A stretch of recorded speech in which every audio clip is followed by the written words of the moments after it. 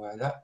Alors, quels sont les éléments de budget sur lesquels vous pourriez travailler au cours des prochaines semaines, des prochains mois, pour vous préparer à être en selle au moment où vous allez utiliser Résido et Budgeto pour pouvoir faire une transition très facile?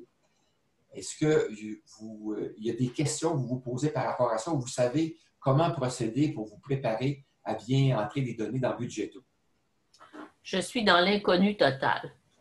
OK. Vraiment. Moi aussi. OK. Donc, Louise et Suzanne, vous êtes dans l'inconnu. Est-ce que ça nécessite pour vous qu'on travaille ça plus de façon micro, c'est-à-dire pas à pas, quelles sont chacune des démarches que je dois faire? Oui, c'est ça. C'est comme si je ne sais pas par où commencer trop. OK. C'est bon. Donc, tu ne sais pas par où pour commencer. Louis et Suzanne, toi? Moi, je suis toujours dans le moment présent. J'ai de la difficulté à projeter les choses. Alors, je ne sais pas quelle question me poser. Je n'ai pas de vision là, budgétaire. OK. Bien, dans un premier temps, peut-être une des premières questions à se poser, c'est est-ce que vous utilisez actuellement des outils pour faire votre budget? Oui, que je me suis développée moi-même. Parfait. Bon, est-ce que l'outil que vous utilisez contient des catégories et vous permet de ventiler votre budget par catégorie? Oui, mais je néglige les revenus, je travaille sur les dépenses, puis je m'assure, je suis toujours tout simplement à l'adéquation entre les revenus courants, les dépenses courantes. Mais pour l'épargne, pour le décaissement, puis tout ça, j'ai pas encore rien planifié là-dessus. OK. Je suis vraiment au pied à bas, là. D'accord. Alors, pour répondre à ça, pour partir de là, c'est un bon point de départ parce que vous avez déjà une idée de vos dépenses, vous les avez catégorisées. Alors, si vous seriez capable de dire, par exemple, je peux retracer facilement combien j'ai payé en taxes scolaires l'année dernière. Ah, depuis 10 ans, je peux vous le faire. Donc, déjà, vous avez un bon point de départ. Donc, vous avez ça par catégorie, c'est tout bien classé, vous l'avez avec un recul aussi sur un certain nombre d'années. Déjà, c'est excellent ce que vous avez là. Maintenant, il vous reste à travailler la section revenus. Pourquoi ça? Parce qu'un budget, ça contient habituellement une section des dépenses, une section de revenus, et on fait la soustraction entre les deux pour savoir est-ce qu'à chaque année, on est capable de dégager un surplus ou si on dégage un déficit. Lorsqu'on dégage un surplus, ça nous permet de prendre ce surplus-là et de l'affecter à des épargnes. Ou encore, ça nous permet de faire autre chose, d'en disposer autrement, de dire, par exemple, je prête dans des épargnes, je le place dans mon CELI ou autre chose. Et si on fait un déficit, bien là, ça nous indique l'ampleur du déficit et ça nous oblige aussi à décaisser, à savoir où on va prendre l'argent pour combler ces déficits-là. Donc, pour vous, Suzanne, l'opération suivante, ce serait de dire pour chacune des années, est-ce que je serais capable de retracer les revenus pour pouvoir en arriver, ou au moins pour la dernière année, hein, on peut commencer comme ça, c'est la dernière année, voir faire la somme de mes revenus, je pourrais les catégoriser. Par exemple, vous, dans votre cas, vous avez peut-être un conjoint. Alors, vous pourriez faire votre feuille Excel en disant, par exemple, revenus de salaire, revenus de type rente du Québec ou REGOP, ou etc. Chacune de vous. Je pourrais commencer rétroactivement aux 5 dernières années, étant à la retraite, moi, depuis 4 ans et mon conjoint depuis 6 ans. Alors, on pourrait faire une fenêtre sur 5 ans, par exemple. Tout à fait. Pour être capable de faire le bilan. C'est ça, tout à fait. Alors, à partir de là, à partir des revenus, pour chacune des années, vous auriez votre revenu total par conjoint pour l'ensemble de la cellule familiale, comme vous le voulez. Donc, revenu, vous pourriez l'apparier ou le mettre en contrepartie par rapport aux dépenses. Ouais. Et là, voir si à chaque année, vous dégagez un surplus. Et ça, c'est intéressant parce que vous allez pouvoir dire, à chaque année, on dégage un surplus de 5 de 10 ou de X qui sont de l'épargne pour l'avenir. Hein? Mm-hmm. C'est ça. Ou ça devient une marge de manœuvre pour pouvoir dire, à chaque année, on a dégagé un surplus de temps. Est-ce qu'on continue comme ça ou si on fait des projets pour nous permettre de liquider ce surplus-là à chaque année? C'est à nous à prendre la décision. Alors donc, c'est intéressant de faire ça comme ça, donc d'apparier les revenus aux dépenses pour chaque année.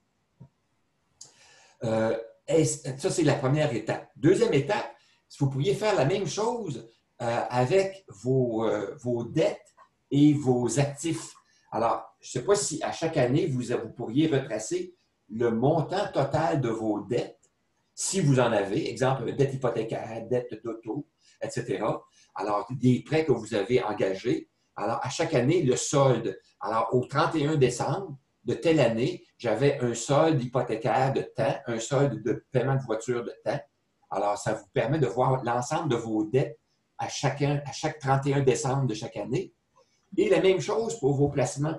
Est-ce que vous seriez capable de retracer pour vos placements répartis pour vous, votre conjoint et la cellule familiale, l'ensemble de mes placements réels, l'ensemble des placements SELI, l'ensemble des placements non enregistrés, le total au 31 décembre pour chacune de ces trois catégories-là, et pouvoir relever aussi ces éléments-là là, d'une année à l'autre, de faire le total pour chacune des années. Est-ce que ces pistes-là, ça pourrait vous aider, Suzanne? Oui, je vais avoir de l'ouvrage à faire en masse. Bon, mais ça va vous être utile, ça va vous être très utile au moment où on va utiliser Budgeto, parce que ces données-là, on va les réutiliser. Là. Le total de vos placements par catégorie, hein, les trois catégories, SELI, REER et placements non enregistrés.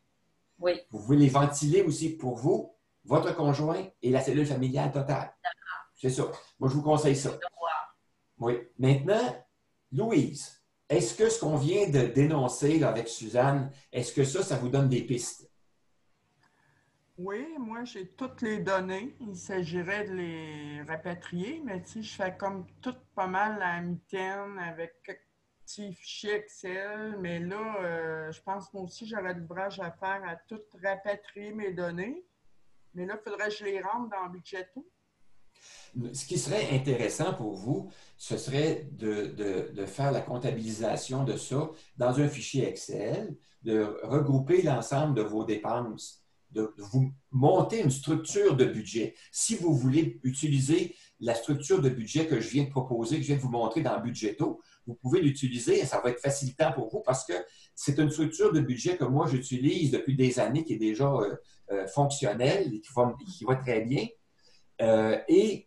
Si vous voulez, si vous avez des sortes de dépenses, des catégories de dépenses qui ne sont pas inscrites à l'intérieur de cet outil-là, vous pouvez, comme je vous ai montré tantôt, insérer de nouvelles lignes pour rajouter ces dépenses-là. Par exemple, comme je vous disais, si vous avez un animal de compagnie et que vous voulez voir combien ça vous coûte par année, votre animal de compagnie, bien, vous ouvrez une catégorie animal de compagnie et des sortes de dépenses pour cet animal de compagnie-là, des dépenses de type alimentation, accessoires et soins médicaux. Alors, c'est les trois types de dépenses que vous allez avoir à faire pour votre animal de compagnie. Alors, vous allez pouvoir voir le total de vos dépenses à chaque année pour votre animal de compagnie. Alors, donc, c'est un exemple que je vous donnais là. Donc, dans un premier temps, pour vous, ce serait de rassembler vos données, de les regrouper. Vous pouvez utiliser une grille budgétaire, celle de Budgeto si ça vous convient, comme point de départ, et essayer d'inscrire le total de vos dépenses année par année. Commencez par une année. Par exemple, ça peut être l'année dernière. C'est peut-être l'année la plus facile pour laquelle vous pourriez retrouver vos dépenses. La même chose pour vos revenus. Inscrivez le total de vos revenus et pour l'ensemble de l'année. Et fonctionnez comme ça. Et si vous pouvez remonter sur 1, 2, 3, 4, 5, 6 ans, bien, ça va être utile au moment où vous aurez à utiliser Budgeto. OK. Ensuite, une fois que vous aurez fait ça pour vos revenus et vos dépenses, bien, vous pourrez le faire aussi, comme je le disais à Suzanne, pour vos dettes et aussi pour vos placements.